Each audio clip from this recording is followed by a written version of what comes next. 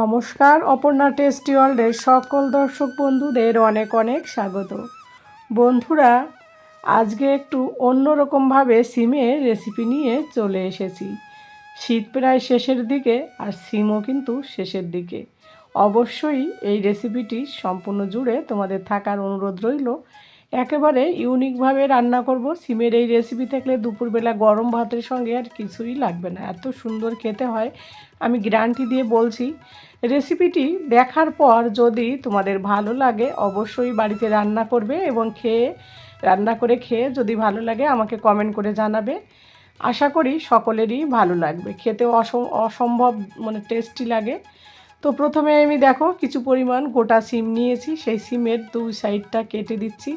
আর সিমের দেখবে সকলে আমরা যারা সিম রান্না করি জানি, আমরা হাউসওয়াইফরা আর কি, সিমের মাঝখানটায় একটা তারের মতো থাকে, দড়ির মতো কি সুতোর মতো, ওইটাকে কেটে বাদ দেবে। দুই সাইড থেকে যখন কাটবে তখন ওইটাই সুতোটা এমনিতেই বেরিয়ে আসবে।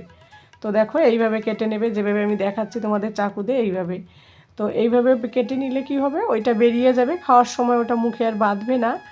তো বাকিটা তো এমনিতে সফট হয়ে যায়, কিন্তু ওই জিনিসটা সফট হতে চায় না, ওই কারণে ওইটা অবশ্যই ফেলে দেবে। তো একটা একটা করে এইভাবে প্রত্যেকটা সিমগুলোকে আমি কেটে পরিষ্কার করে নিচ্ছি দুই সাইড থেকে।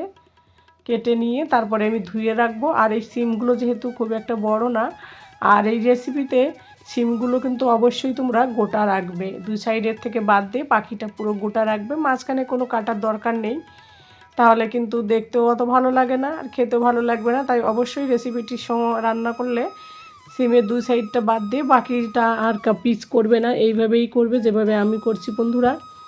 তো দেখো আমার সিমটা কেটে নেওয়া পরে কমপ্লিট হয়ে গেছে। দেখো এইভাবে সমস্তগুলো কেটে নিয়েছি। এবার এইগুলোকে আমি ধুয়ে পরিষ্কার করে ফিরে আসব। খুব সুন্দর তাজা তাজা সিম একেবারে। তো দেখো ধুয়ে পরিষ্কার করে চলে এলাম বন্ধুরা। এবার আমি গ্যাসে একটা কড়াই বসিয়ে দিয়েছি। কড়াইটা গরম হলো যখন, তখন আমি এর মধ্যে দিয়ে দিলাম চিনে বাদাম বলো, লাল বাদাম আছে যে বাদামগুলো ছোট ছোট হয়, সেই বাদামগুলো দিলাম। তোমাদের কাছে যদি এই বাদাম না থাকে, কাজু বাদাম যদি থাকে, কাজু বাদামও দুটো তিনটে দিয়ে করতে পারো, অসুবিধা নেই। তো লাল বাদামগুলোকে আমি একটুখানি 2 মিনিটের মতো হালকা করে, একটু যাতে একটু মুচমুচে টাইপের হয় সেই জন্য হালকা করে একটুখানি ভেজে নেব।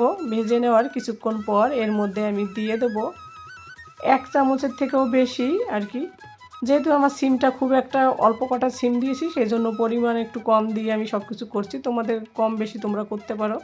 তো 1 চামচের একটু বেশি আমি এখানে দিয়ে দিলাম পোস্ত। পোস্ত দিয়ে বাদাম দিয়ে বেশ ভালো করে ফ্রাই করে নিলাম, তারপরে বাদাম আর পোস্তটা আলাদা একটা বাটিতে তুলে নিয়েছি। আর এদিকে দেখো তারপর কড়াইতে আমি সর্ষের তেল দিলাম পরিমাণ মতো, দিয়ে কেটে রাখা যে সিমগুলো, সেই সিমগুলো এই সর্ষের তেলের মধ্যে আমি ছেড়ে দেবো, দিয়ে হালকা ঢেকে রেখে দেবো। ঢেকে ঢেকে হালকা করে সিমগুলো আমি সুন্দর করে ফ্রাই করে নেব, যাতে সিমগুলো 99% সিদ্ধ হয়ে যায়। তো ওই কারণে একটু লবণ দিয়ে দিচ্ছি। লবণ দিয়ে বেশ কিছুক্ষণ নাড়াচাড়া দিয়ে তারপর ঢাকা চাপা দেবো 5 মিনিটের মতো। আর এর সাথে কালারের জন্য দেবো হচ্ছে পরিমাণ মতো হলুদ গুঁড়ো, দিয়ে এগুলো সব একসঙ্গে মিশিয়ে দেবো, দিয়ে ঢাকা চাপা দিয়ে রেখে দেবো। তারপর 5-10 মিনিট পর ফিরে আসবো। একেবারে গ্যাসটা এই সময় কিন্তু আমি লো করে রেখে দেবো, কারণ সিম থেকে যে একটা জল বেরোবে সেই জলের ভাপেই সিমটা পুরো সিদ্ধ হয়ে যাবে। আর সিমটা এইভাবে ফ্রাই করে নিলে খেতে কিন্তু খুব সুন্দর লাগে বন্ধুরা। আর এই যে দেখো বাদাম আর পোস্তটা যে রেখেছি এইগুলোকে আমি এখন মিক্সি গ্রাইন্ডে, প্রথমে আমি মিক্সিতে গ্রাইন্ড করে নেব। প্রথমে আমি জল ছাড়া গ্রাইন্ড করব, তারপরে আমি জল দিয়ে গ্রাইন্ড করব আর কি। আর এইদিকে দেখো ঢাকা চাপাটা যখন খুলে দিলাম দেখলাম বেশ একটা জল বেরিয়ে এসছে। তারপরে গ্যাসটাকে একটু হাই ফ্লেমে রেখে দিলাম।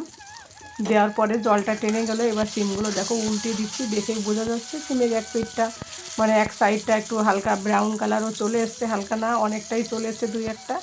আর দেখেই বোঝা যাচ্ছে সিমের কালারও চেঞ্জ হয়েছে, সিমটা সিদ্ধ আমার কমপ্লিট। তো এবারে বাকি সাইডটা একটু হালকা করে ব্রাউন করে ফ্রাই করে নেব বন্ধুরা। আমি এইভাবে সিম ফ্রাই করে রান্না করলে সিমের কিন্তু অসাধারণ টেস্ট হয়। তোমরা বাড়িতে দুপুরবেলা একবার হলেও এইভাবে ট্রাই করতে পারো, আশা করি বাড়ির সবাই কিন্তু খুব মজা করে খাবে। আর এই যে দেখো আমার মিক্সিতে গ্রাইন্ড করা ততক্ষণে কমপ্লিট হয়ে গেছে, সেই বাদাম আর পোস্ত দানাটা এবার আমি সিমগুলোকে আরেকটু নাড়াচাড়া দিয়ে আলাদা একটা পাত্রে তুলে নেব, যেহেতু সিমগুলো আমার রান্না সিদ্ধ কমপ্লিট। তো দেখো যে তেলটা দিয়েছি সেই তেলটা রয়েছে, বাকি ওই তেলের মধ্যেই আমি সম্পূর্ণ রান্নাটা কমপ্লিট করব। অনেকটা তেল এখনও রয়েছে, এই জন্য আমি একবারে তেল দিয়েছি, দ্বিতীয়বার আর তেল দেবো না। তো দেখো তুলে নিলাম। এবার আমি সিমগুলোকে আলাদা একটা পাত্রে তুলে নেওয়ার পরে যে তেল ছিল সেই তেলের মধ্যে আমি দিয়ে দেব ওই যে গ্রাইন্ড করে রেখেছি যে মিক্সিতে যে পোস্তটা আর হচ্ছে বাদামটা। তার আগে একটুখানি গোটা জিরে ফোড়ন দিয়েছি অফ ক্যামেরায় বন্ধুরা, সেটা কেটে বাদ চলে গেল। তো যাই হোক, ফোড়নে তোমরা কালো জিরে সাদা জিরে যে কোনো কিছু দিতে পারো, দিয়ে মশলাটা দিয়ে আর তারপর ওই যে জারটা একটু হালকা ধুয়ে এর মধ্যে জলটা দিলাম। আমি আর ঝোল দেবো না, এই জলের মধ্যেই কিন্তু এই মশলার মধ্যেই কিন্তু সিমটা পুরো রান্না করব। কারণ কি, সিমটা তো এমনিতেই আমি যখন ফ্রাই করেছি তখনই রান্নাটা আমার অনেকটা কমপ্লিট হয়ে এসেছিলো। তো এবারে মশলাটা আমি একটুখানি 5 মিনিটের মতো কষিয়ে নেবো, যাতে যে জলটা দিয়েছি সেই জলটা একটুখানি টেনে বেরিয়ে যায়, ওই কারণে। তো দেখো মশলাটা কষানো হচ্ছে। এবার একটু হালকা কালারের জন্য একটুখানি আমি হলুদের গুঁড়ো দিলাম। তোমরা চাইলে এর মধ্যে কাশ্মীরি লঙ্কার গুঁড়ো দিতে পারো, কাঁচা লঙ্কা দিতে পারো, কিংবা শুকনো লঙ্কা ফোড়নে দিতে পারো। তো একটু ঝাল কম দিয়ে রান্না করবো, ওই জন্য আমি ঝাল আর দিলাম না। তো এবার আমি দিয়ে দিলাম 1 চামচের মতো জিরের গুঁড়ো, দিয়ে মশলার সঙ্গে বেশ ভালো করে মিশিয়ে দিলাম। আর দেখো বন্ধুরা, হলুদ আর জিরে দেওয়ার পরে কালারটা কতটা সুন্দর হয়ে এসছে আস্তে আস্তে করে। এ পর্যায়ে আমি এখানটায় দিয়ে দেবো ওই যে ভেজে রাখা যে সিমগুলো, সেই সিমগুলো দিয়ে বেশ ভালো করে নাড়াচাড়া দেবো। আর আমি একটুখানি কাঁচা লঙ্কা ফোড়নে দিয়েছিলাম সিম যখন ফ্রাই করেছিলাম, গোটা কাঁচা লঙ্কা, আর কোনো লঙ্কা দেবো না, কারণ এই রান্নাটায় লঙ্কা দিলে খুব একটা মজা লাগে না, ওই কারণে। তো হালকা করে ঝোলটা যখন একটু শুকিয়ে যাবে তখন আমি গ্যাসটাকে অফ করে দেবো। একটুখানি গা মাখা করে সিমের এই রেসিপিটা করলে কিন্তু খেতে বেশ মজা লাগে। বাজি ধরে বলছি বন্ধুরা, আশা করি বাড়ির সকলে বেশ মজা করে খাবে। একবার হলেও তোমরা এইভাবে ট্রাই করতে পারো।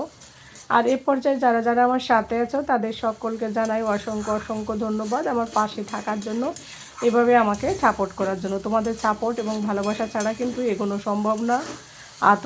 আর এই রেসিপিটি দেখার পর যদি শেষে তোমাদের ভালো লাগে, একটা লাইক করে দিও এবং একটু হাইপ করে দিও এবং একটা মিষ্টি কমেন্ট করে দিও। তোমাদের একটা কমেন্ট, একটা লাইক আমাকে পরবর্তী ভিডিও বানাতে ভীষণ উৎসাহিত করে।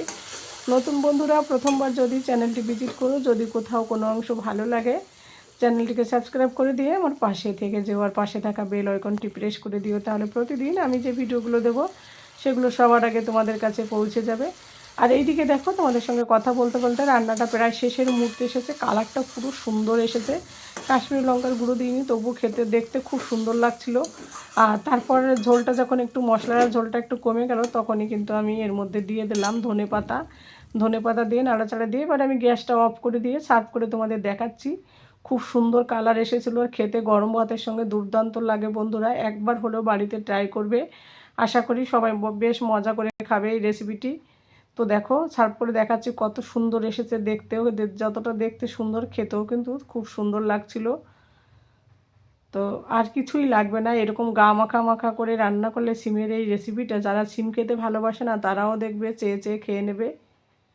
আর এই রেসিপিটি গরম গরম খেতে আরও বেশি মজা লাগে, তাই অবশ্যই গরম গরম ভাতের সঙ্গে গরম গরম এই রেসিপিটি খাবে। ঠান্ডা হলে অত মজা লাগে না শীতের দিনে যে কোনো রান্না। তো সিমের কালারটাও খুব সুন্দর এসেছিলো, রান্নাটাও খুব সুন্দর হয়েছিল বন্ধুরা। আর বন্ধুরা রেসিপিটি সম্পূর্ণ জুড়ে থাকার জন্য তোমাদের সকলকে অসংখ্য ধন্যবাদ। এত সময় ধৈর্য ধরে রেসিপিটি দেখার জন্য অসংখ্য ধন্যবাদ এবং অনেক ভালোবাসা। তো বন্ধুরা রেসিপিটা পুরো কমপ্লিট, আর এই দেখো সার্ভ করে দেখানো কমপ্লিট। এবার একটু উপরে একটু বেশ সুন্দর লাগবে দেখতে, গার্নিশ করার জন্য একটা শুকনো লঙ্কা দিলাম। আর দেখতেও যতটা সুন্দর হয়েছিল খেতেও কিন্তু খুব সুন্দর হয়েছিল। তো বন্ধুরা আজকের রেসিপিটি এখানেই শেষ করছি। যে যেখান থেকে দেখছো রেসিপিটি সকলে ভালো থাকো, সুস্থ থাকো এবং সুস্থ থাকার জন্য ভালো খাবার খাও, স্বাস্থ্যকর। আর সকলে ভালো থাকো। দেখা হবে তোমাদের সঙ্গে পরবর্তী কোনো রেসিপি ভিডিওতে। আশা করি আজকের রেসিপি ভিডিওটি তোমাদের অনেক ভালো লেগেছে। তো বন্ধুরা যদি ভালো লাগে থাকে অবশ্যই একটা মিষ্টি কমেন্ট করে যেও, আবার বলছি। তো আজ এই পর্যন্তই, টাটা, বাই বাই, আর সব সময় আমার সাথে থেকো।